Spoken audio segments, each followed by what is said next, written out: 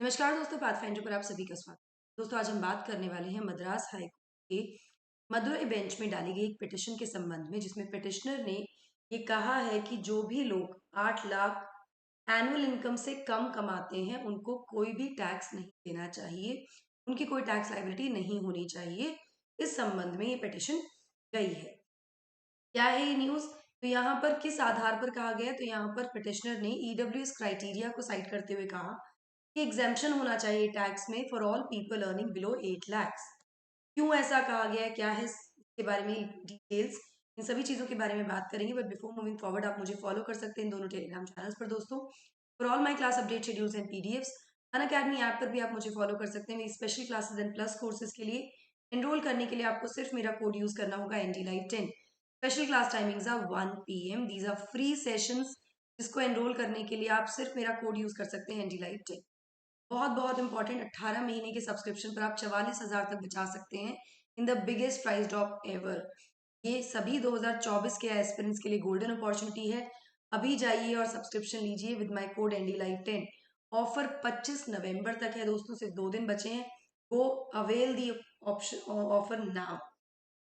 चलिए न्यूज देख लेते हैं।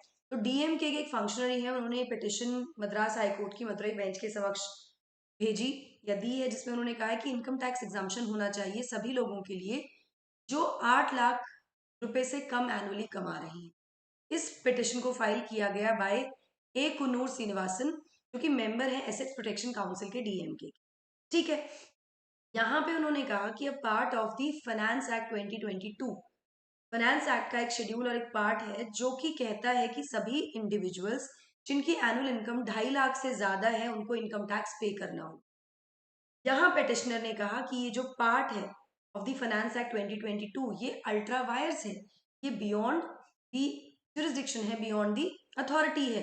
क्योंकि हाल ही में सुप्रीम कोर्ट ने एक रूलिंग दी जिसमें उन्होंने कैटेगराइज किया वो फैमिलीज जिनकी ग्रॉस एनुअल इनकम 8 लाख से कम है as EWS, economically weaker section.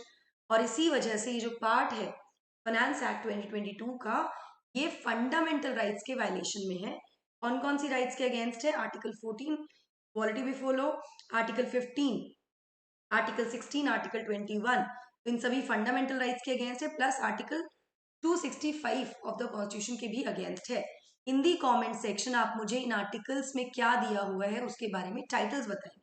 ठीक है, you will give me the titles of all the fundamental rights in article 265 in the comment section.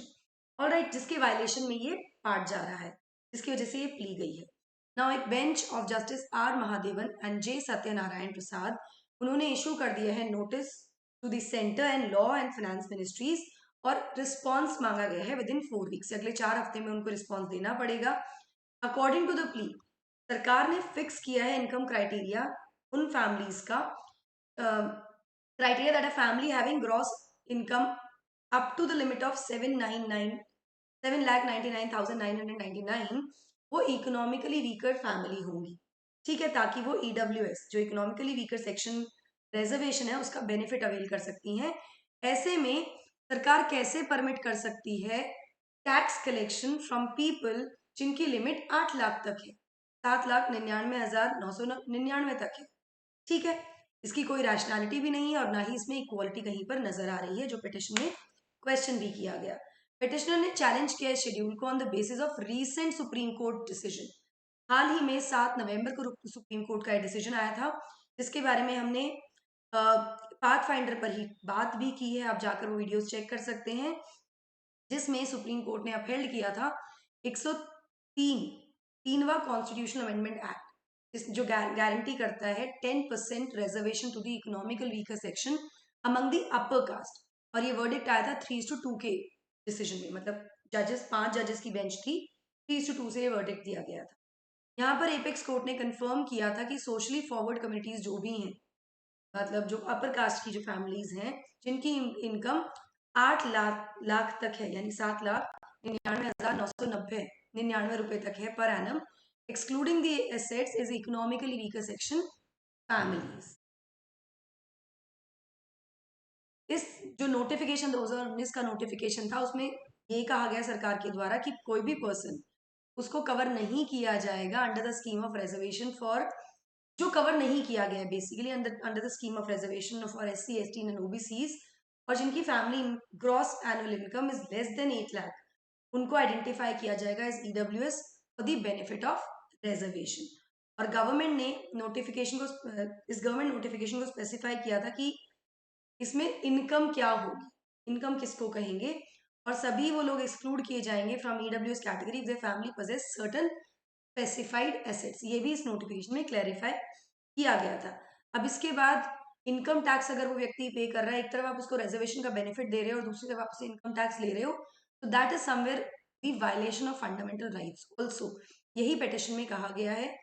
अभी जो present income tax act schedule है वो अगेंस्ट है सुप्रीम कोर्ट के judgement, because it would lead to collect tax from the economically poor citizens, और ना वो compete कर पाएंगे फॉरवर्ड कम्युनिटी लोगों के साथ इन स्टेटस, ना ही एजुकेशन, ना ही economically.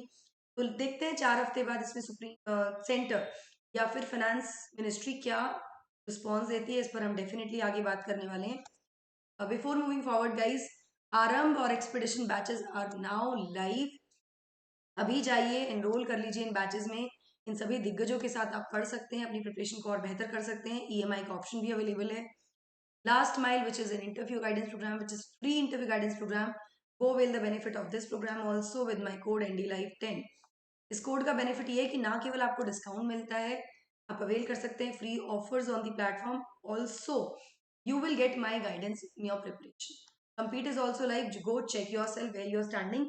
That's it from my side. God bless you. Do not forget to like, share, and subscribe to the channel, and also hit the bell icon so that you get notifications about it. Thank you so much, guys.